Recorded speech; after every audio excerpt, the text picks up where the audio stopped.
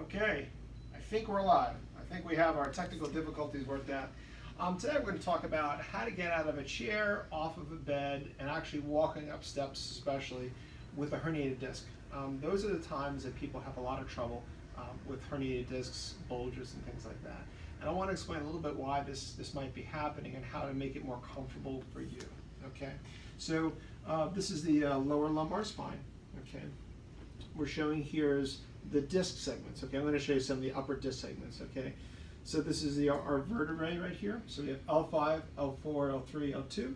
When we talk about a disc, we refer to the disc by what's next to it. So we're looking at, we'll show this one right here.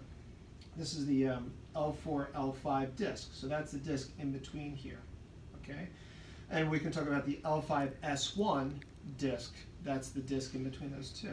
Okay, so we have the disc. These are all normal discs right here that you're seeing from a side view.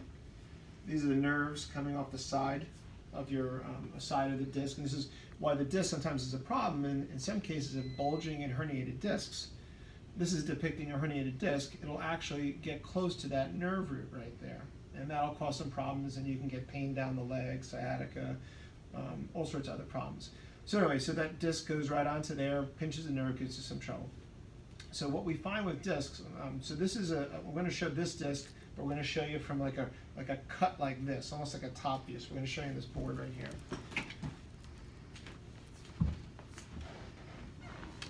So you have a disc. You have the outer rings, called the annulus fibrosus, doesn't really matter. And you have the inner nucleus pulposus. Some people describe it as jelly donut, it's the common term. And then the outer rings kind of keep that contained, all right? In cases of herniations, this disc material sometimes pushes out and causes these rings to protrude out where the nerve root's gone. We've talked about this before on other videos, okay? So in the case of when we're getting out of a chair especially, a lot of people with disc problems don't like to flex. They have a hard time tying their shoes. I had some of my own experience myself. Anytime with flexion, they have a hard time. And what flexion means is, this is depicting, this is the back of me, this is the front of me, if I'm the skeleton. As we flex forward like that, it typically puts a lot of pressure on the inside of that disc, and will move the material a lot of times out, especially if you have a herniation disc or have pain with it. When you flex forward, it'll push that disc material out and be a source of pain. So what we often want to do when we're moving around, especially in the early periods where we're just getting over it, or we just had a flare-up of back pain that we think is related to maybe a disc herniation, when we flex forward, that'll typically put the disc material backwards. So let me show you from the top, from view here. So as we have our disc, our vertebral body, disc, vertebral body, and this is our sacrum at the bottom. We have the inner portion of the nucleus in all these. In cases of herniations, when we move or bend forward, this actually should be a side view here. As we flex forward, this material goes backwards, okay? More backwards than it is. So what we want to do is, in the early stage, we want to try and keep our back with a little bit of a curve, like this as we're moving, and it allows that disc to heal and scar down. Okay, so we're trying to keep a little bit of a straight or a little bit of an inward curve here up our back. So how do we do that? So one of the things we'll try and do, let's talk about getting out of a chair first. So let's have you back up, Kathy. So as we're in a chair here, if you're having trouble with pain getting out of a chair, what I like to have people do is get to the edge of the chair, and as we get up, we want to roll our hips forward a little bit, like almost letting our belly come forward a little bit, so we have a little bit of an arch here. We want to keep that. And all we're trying to do is keep this normal curve, so everything's stacked evenly on that herniation. Hopefully, we don't move it as much. So as soon as we stand up, we want to rock forward. So this is kind of coming back. This is more flexion. This is flattening the back. This is into neutral or extension. We want to roll forward and stand up. And that whole time, we're trying to keep that one position on the back so it doesn't immediately flex, which tends to put some more pressure on the disc segments, okay? So if you're having trouble getting in a chair, I mean, the first thing is I like to have people use this roll. You know, scoot back into whatever chair you're in. Get back and lean up against the roll here. And we're trying to create that little curvature that we have. And it's a normal curve. It's not an abnormal curve.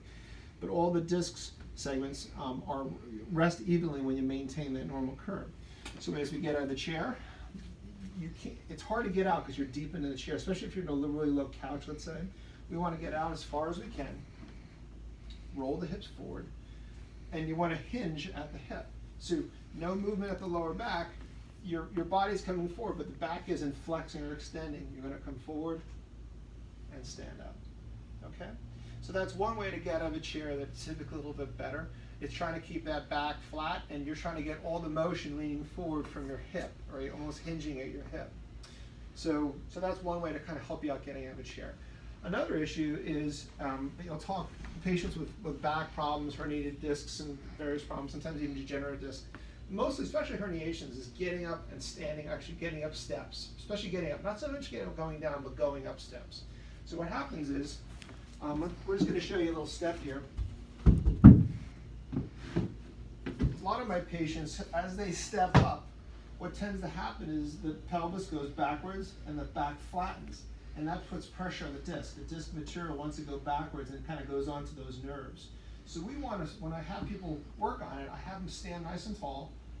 Let's say they have a handrail here. Let's use a handrail on this side so you can see. I'll say kind of keep your chest out, look straight ahead, step, but try not to have the back flex as you lean forward. Some people, when they're in pain, they think this is a better position. They'll lean and they'll flex like that. They'll come forward. What you want to do is, I know this is a short step, but let's say a larger step as you come up. You want to keep that curve, hinge here, step, and come up. And it actually really can make a difference in how you move. And the more you protect your back, getting out of a chair, going up steps, you'll feel more comfortable, less apprehensive. And in theory, they want to get everything to scar down to heal. So the less times you get that abrupt pain, because a lot of patients have that pain. As soon as they get out of the chair, they'll say, I don't feel it when I'm sitting. As soon as I get out of that position, I get that abrupt, sharp pain. It can give you pain down the leg or just central pain. But this is a couple techniques that you can do, getting out of a chair and also stepping up.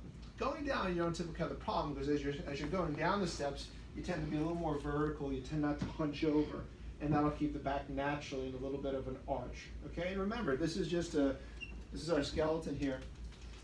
This is a normal curve. This is not an abnormal curve. This is exactly how the alignment is. Some people think a straight back is important, but straight back is actually a little flexed. This is a little bit of a gentle arch. This is our waistline here, okay? That's where we want to put our rolls when we're sitting. It's a little bit above that area, and it should be a sweet spot like we showed you with the roll, right into that area. Okay, another thing we find is getting up in the morning can be a particularly rough time. And what they find is, they think, is that the discs at night take in a little bit of water and they actually expand a little bit. So, because they're not having the full weight of your body through it, so that's why you're taller in the morning. That's the idea behind it.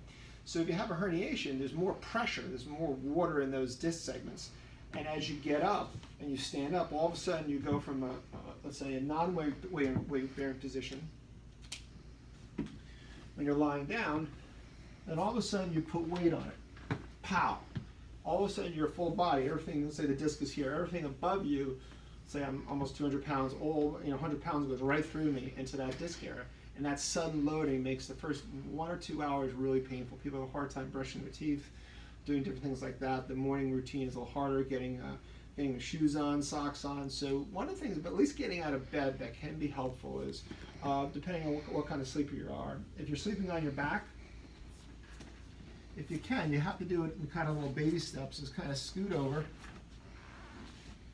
lie like here, kind of roll as one unit here.